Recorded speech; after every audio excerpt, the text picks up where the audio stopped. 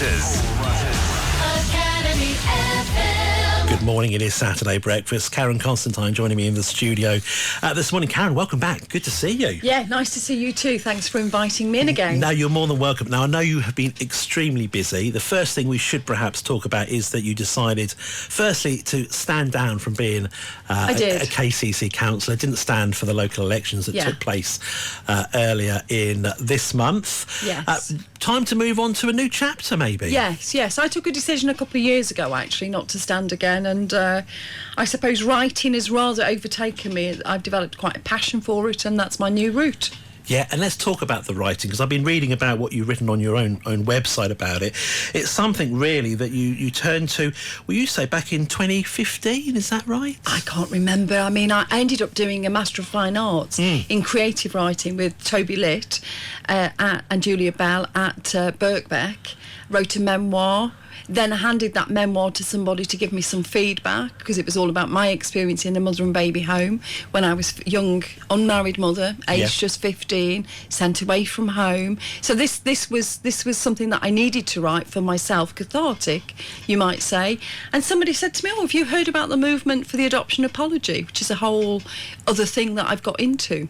So the book has been published, and this is really a book that is about your own experiences? No, not really. What happened was I was unaware of the scale of what happened during the 50s, actually through to the mid-1980s, that perhaps 500,000 women and children went through these homes, and there was a process almost of forced separation. Babies were taken from women. It was a trade. And when I realised that that is what had gone on and something that I'd been part of, I felt compelled to write the book, to gather up all of those experiences, both the mothers and the adoptees, and all the politics around it, and put it into one place. And that's what I did. And so many of these people are living with trauma, and there is no way of addressing that trauma. And the one thing we want from the government, which the government's own parliamentary inquiry agreed in 2022, was an apology. You see, an apology, Paul, would lift the burden of shame from so many women's shoulders. And for some of those adoptees, they would think, yes, I can see now that my mother didn't just give me away. She wasn't she wasn't some sort of character that didn't want me. Yeah. She did want me, but everything was loaded against young mothers back in those days. Perhaps even still is. And certainly things that perhaps happened maybe in Southern Ireland or in Spain have been perhaps more publicised and more well known. But here in the UK, comes as quite a shock. I think there's a determined effort to keep this under wraps, because actually the processes that happened, the pain that remains, is something that government really ought to address. And that's one of the things I've been doing in the past couple of years, been very active with the movement for the adoption apology. People can Google that if they're interested. Is taking this forward with various shadow ministers, and then now the minister with responsibility to say, come on, where is this apology? So we've been writing to them about all the different situations. For instance, if local government goes into reorganisation, there's no guarantee that anybody's records will be kept, and those records are absolutely vital. There is evidence that strobistrol was used for lactation suppressant, to stop mothers making breast milk. And that is now problematic. But the evidence is that these young women were given that drug when they shouldn't have been given that drug. And that's another issue that we've been asking government to act upon. So there's an absolute vast range of things.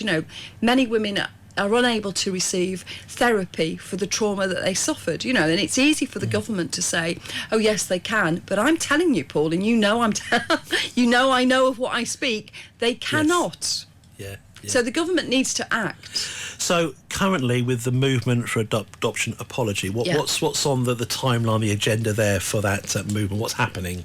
Well, one of the things that's happening fairly organically is there are these processes of memorialisation that are now starting to happen.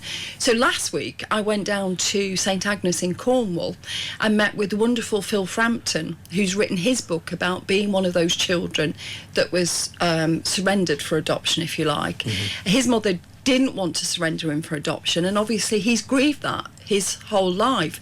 And he very determinedly set about creating a plaque on the wall of the home that he was born in. So we went last week. There was about 200 people. It was incredibly powerful and moving. And we watched a wonderful woman called Lynn Rodden, who's in my book, remove the silk cloth from the path. And I get the impression now that up and down the country, because there were more than 500 of these mother and baby homes, I think there's going to be a gradual movement to have plaques on many places. And I've in fact written to the Archbishop Bernard Longley of Birmingham to ask him to help me get a plaque on St Paul's Mother and Baby Home in Coles Hill.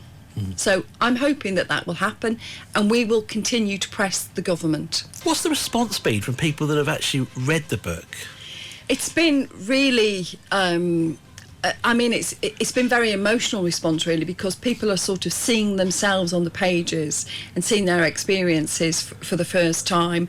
Lots of people, like a lot of people have contacted me to talk about their own experience, and one of the things that I'm now kind of thinking about is a second version of this, which actually looks not at the mothers that had their children taken from them, not at the adoptees, but the women like me that came out of those homes, often holding a bundle.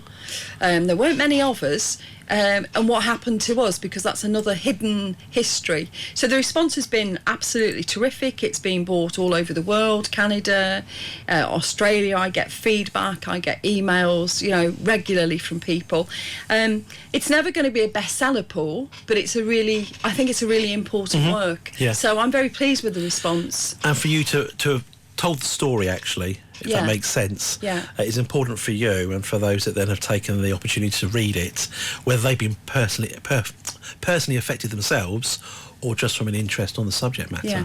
The most important thing to me is I interviewed more than 35 people. There are more than 35 lived experiences, and I can put this book into the hands of any politician or anybody anywhere and say, now you do know the truth about what happened, and action needs to be taken. So this was a campaigning tool. Definitely.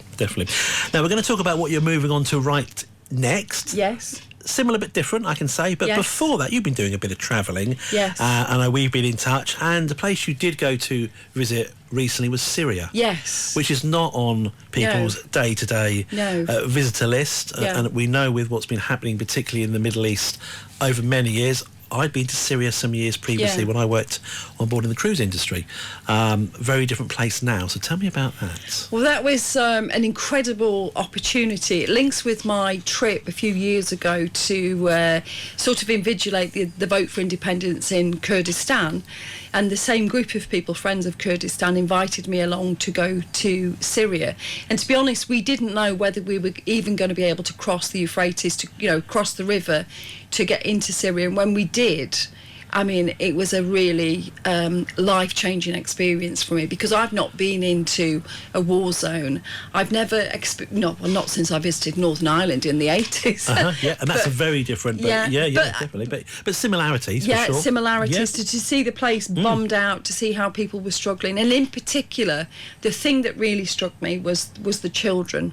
And you could see it wasn't something that I saw straight away, but afterwards, when I started to go through my photographs, I could see that these children were often alone, they were often looking after siblings, they were often working, they were poorly clothed, poorly shod, they looked a little bit underweight to me, and I thought, my goodness, if ever there was a need for foreign aid to go into a place to support people, and if ever there was a reason to understand why foreign aid is important, this is it. It's here. So I'm hoping to write about that fairly soon, actually. Okay, that will be an interesting piece, actually. And thanks for asking about it. Yeah, your perspective on it, because we know continued problems, if that's the right word, in that part of the world, and obviously we know certainly what's happened in Israel and in Gaza, but Syria, which started many years from when the Arab Spring all happened back in 2011, but even before that. And even before that, but it looks like steps are being taken towards some sort of secure future,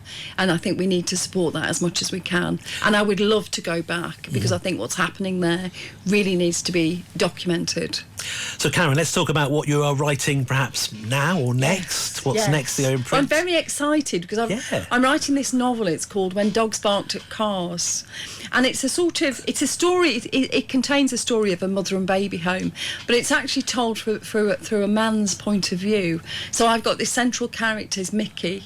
It's mid-1970s. Women my age will have met a Mickey. He's charming, he's a kind of sexy guy. But he has 2 relationships going at the same time. Naughty, but he managed to get both the women pregnant. And it's the story of the 3 characters and how that ends up a couple of decades later. Okay. I've really enjoyed writing it. And any particular date we think this could be printed and published? What's the give me a timeline year. here? It's very slow. No, that's all right. Yeah. No, I mean that's fine. And things do take time. Yeah. But that's what you're working on next. So, but I wanted to show the impact of the mother and baby homes from a different perspective, and I'm hoping it is a really good read. A page turner, and not lively. Yeah. So I enjoyed writing it. Karen, if people want more information about you, your website has lots of information on here, karenconstantine.co.uk. If people want to get copies of the book, where's the best place to go for that? They can go to Pram Publication, or they can come to me directly, but prampublication.com, and they can order a copy. And at the moment, I've got a few copies that I can still personally sign to people if they want to, and we can post them out. That's not a problem. Otherwise, they can buy it online, or they can order it, or they can get a Kindle copy, whatever. It's there for people to buy. Karen, thanks for joining me today. Keep in touch. Across planet on 107.8 FM, online and on your smart speaker. This is Academy FM.